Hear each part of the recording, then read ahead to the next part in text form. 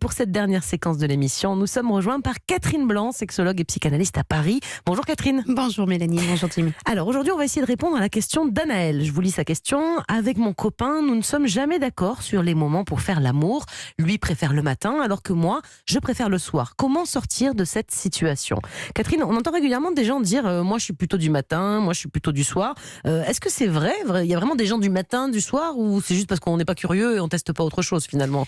Non, je crois que d'abord, pour faire l'amour, il faut avoir une disponibilité d'esprit. Il faut s'être débarrassé de nos préoccupations du quotidien, que ce soit professionnel, que ce soit des peurs que nous avons d'aborder la vie, d'aborder la journée, etc. Donc, effectivement, certains sont plus du matin, de façon générale, pas que pour la sexualité, c'est-à-dire en termes de dopamine, en termes d'énergie, ils sont prêts à l'attaque, alors que d'autres ont du mal à mettre un pied à terre, par terre, pas à terre, mais pour pouvoir aller aborder la vie, déjà pour émerger, etc. alors pour avoir des relations sexuelles, pareil, quoi. Voilà. C'est ça. Ceci étant, on peut être justement un peu dans le flou artistique et trouver ça délicieux parce que justement, il n'y a pas une confrontation avec la morale que nous avons qui peut empêcher ou inhiber un peu notre sexualité. Donc, le matin est une chose, le soir peut être un moment de détente, un moment d'abandon, un moment de lâcher prise où on a toute la journée tenue fermement, musculairement, intellectuellement, et là tout d'un coup on lâche, ou au contraire, c'est un moment où on a le sentiment d'avoir beaucoup subi et on ne veut pas percevoir la sexualité comme le risque de subir plus encore. Du coup, une difficulté à s'y adonner à ce moment-là. Jimmy ? Alors, c'est pas sexiste de dire ça, mais est-ce que la charge mentale qui incombe aux femmes peut faire que le matin, elles seraient moins disposées à avoir des rapports, étant donné qu'elles se projettent sur la journée à venir, contrairement aux hommes qui, dès le matin, eux, la charge mentale est proche du néant. Voilà, sont prêts. Au moins, il est réaliste. Non, mais Jimmy. c'est vrai, c'est ça que j'aime bien avec vous, Jimmy. Vous êtes dur avec vous, Jimmy. Non, moi je trouve que vous êtes dur. Ils ont moins de pression, Il les n'est hommes. pas réaliste, Ils ont moins de pression. Est-ce que du coup, les femmes seraient peut-être un peu plus du matin, du soir, une fois que tout a été géré, ou absolument pas, tout ça c'est un mythe? C'est très difficile. En fait, c'est vrai, vous avez raison, c'est vrai que les femmes sont déjà, dès qu'elles entendent un bruit, un souffle, elles sont déjà dans leurs préoccupations de maman, surtout quand elles ont des jeunes enfants, elles sont déjà dans toute l'organisation et à anticiper l'organisation de leur journée, quand en effet les hommes prennent une tâche après l'autre, ce qui leur permet d'ailleurs de les prendre plus sereinement, quand les femmes sont déjà beaucoup plus avec certes une charge mentale, mais aussi une anxiété plus forte chez elles que ça n'est chez les hommes. Ceci étant, le soir, elles sont souvent dans la plainte qu'elles ont porté tout ça et donc pas de disponibilité pour autant. Donc c'est pas nécessairement lié à un sexe d'être disponible pour l'un de l'autre. Il y a des femmes du matin, des femmes du soir, des hommes du matin, des hommes du soir. Après, la question qui se pose, et je trouve intéressante dans cette question, c'est la capacité à être au diapason.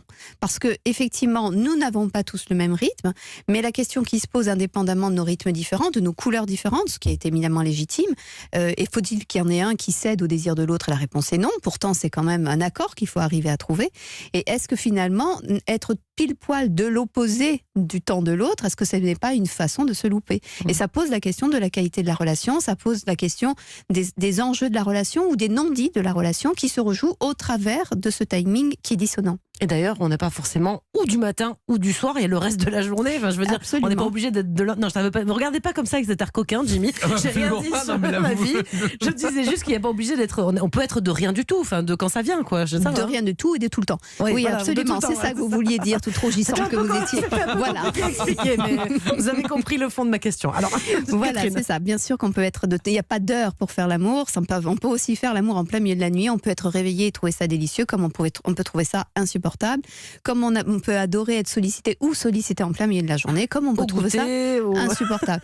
Encore une fois, c'est aussi la place que nous donnons à la sexualité, et indépendamment de la sexualité, parce que ne mettons pas tous sur le compte de la sexualité avec la possibilité pour certains ou l'impossibilité pour d'autres, il y a quand même aussi notre aptitude à avoir de l'énergie, et encore une fois, au-delà de l'énergie sexuelle avec des hormones sexuelles, il y a l'énergie de tous les jours, à savoir la dopamine, la noradrénaline, la sérotonine, qui sont des énergies absolument indispensables pour avoir un regard sur soi, sur ses possibilités et sur ses qualités ou capacités. Jimmy ? L'appétit vient en mangeant. Est-ce qu'il faut un petit peu se forcer lorsqu'on n'est pas tout à fait du même rythme en disant je vais faire un effort et puis ça va bien se passer? Ça vous plaît pas quand on fait un effort, Catherine, je sais. Non, je suis pour l'effort, je suis sportive, je pense que faire des efforts, c'est découvrir aussi ses aptitudes, ça c'est merveilleux. Tant qu'on imagine qu'on ne fera les choses que quand on sera apte à les faire, on ne les fait pas. Donc il est absolument indispensable de mettre le pied à l'étrier, de se confronter à la difficulté dans la vie pour tous les sujets, bien évidemment. Mais l'effort n'est pas en direction de l'autre, c'est pour soi. Et ça, c'est important de se dire que oui, commencer à mettre les choses en route, c'est se donner la possibilité de les aboutir ou pas. Très bien, merci beaucoup Catherine pour tous ces conseils. On vous retrouve bien sûr demain.